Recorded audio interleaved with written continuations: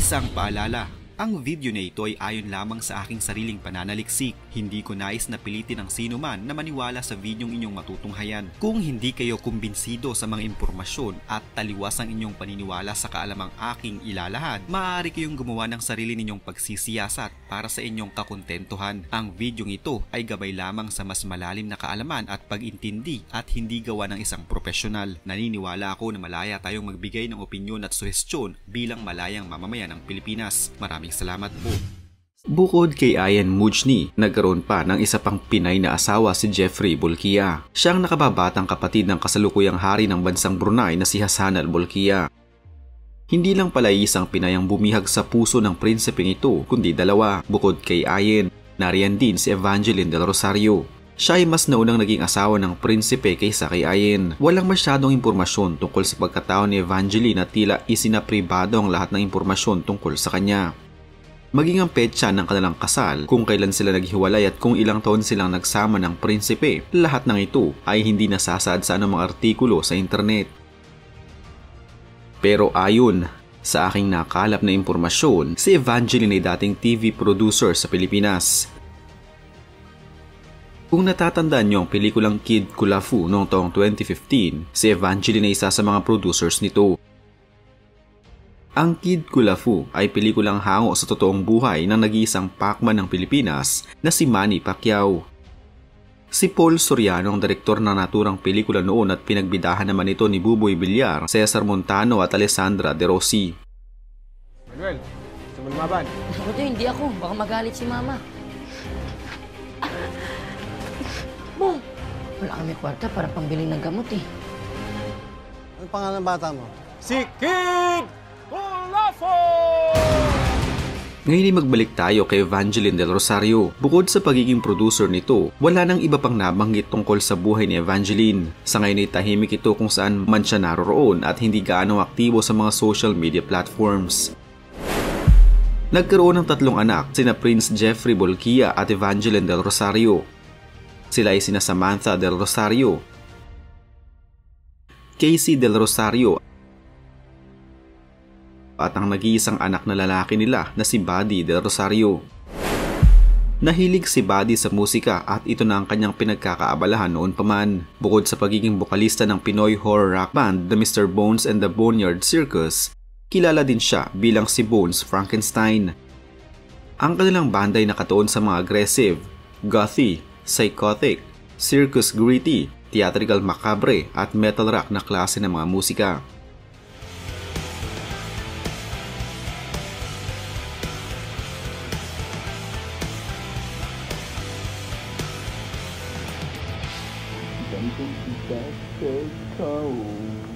I did it wrong, man. Ang klase ng awitin ng kanilang banda ay hindi pangkaraniwan at maaaring para sa ilan ay masakit ito sa tenga. Kung nais niyong panoorin ang kanilang mga naging kanta at kung ano ang mga kaganapan sa kanilang banda, maaari niyong bisitahin ang kanilang mga social media accounts.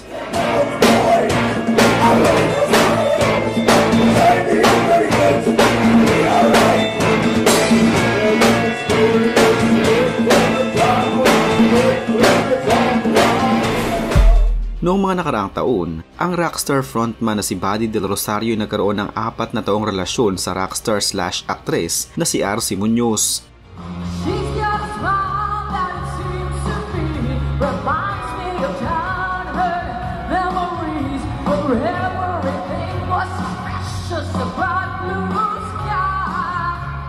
Bago sumapit ang Pasko noong taong 2016, umano naghiwalay ang 4 na taong magkarelasyon na ito. Ayon kay RC noon, ang dahilan naman ng kanilang paghihiwalay dahil wala silang oras sa isa't isa. Pareho silang abala sa kanilang mga ginagawa ngayon at hindi nila mapagsabay ang love life at career.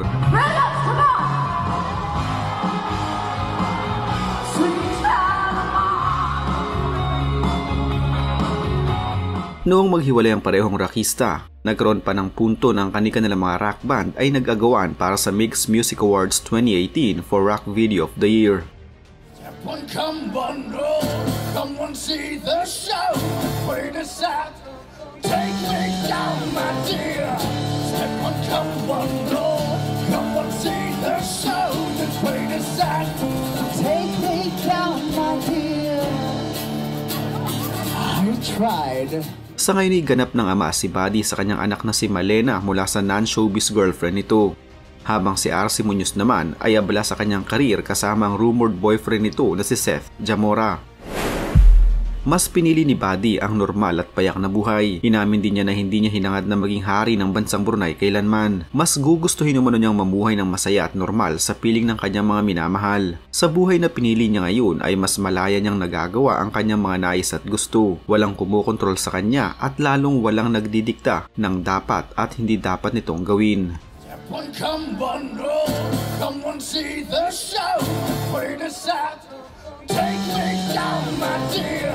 Step on, come on, see the show. Just wait a sec. Take me down, my dear. I tried. Bago natin tapusin ang video na ito, sino nga ba si Jeffrey Bolquia at bakit tila nahuhumaling siya sa mga kababayan natin? Si Jeffrey ay ang pang-anim na anak ni Sultan Omar Ali Saifuddin III at Raha Esteri Pengiran Anak Damit. Sa kanyang katayuan ngayon, marami ang hinawakang mahalagang posisyon ni Jeffrey sa kanilang gobyerno, gaya na lamang ng dati siyang Minister of Finance mula 1986 hanggang 1998. Noong panahon ng kanyang panunungkulan ay marami naman itong nagawa, subalit pagdating sa politika, hindi talaga kailanman maiiwasan ng makagawa o mapagbintangan ng pangungurakot at pangamkam ng pera ng gobyerno. Nagkaroon ng mga kontrobersyal na business deal si Jeffrey sa ibang mga bansa. Sa ngayon ay mas pinili ni Jeffrey na mamuhay ng normal kasama ang kanyang pamilya. Si Jeffrey Bolquia ay nakababatang kapatid ng Sultan ng Brunei. Meron lang naman itong yaman na nagkakahalaga ng $1.5 billion o halos 75 billion pesos.